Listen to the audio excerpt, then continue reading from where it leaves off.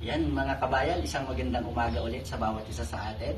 At ngayon mga kabayan, meron ulit tayong susupresahin na ating isang kababayan dito sa Riyadh na birthday po niya ngayon. Kaya yung kanya pong sender ay may padala po sa kanya na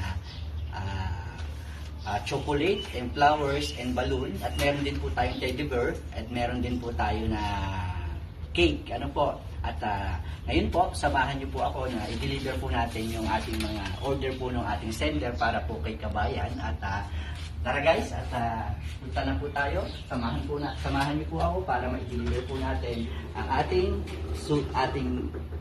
mga items sa kanila. God bless po. Yan. Hello guys, nandito na tayo sa location ng ating dideliveran at dideliveran natin kay kabayan yung ating supplies.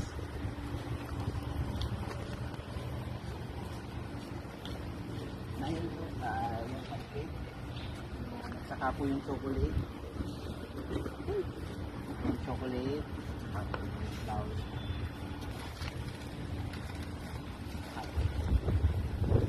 Ito po ba, ano yung masasabi niyo po sa nagpa-surprise?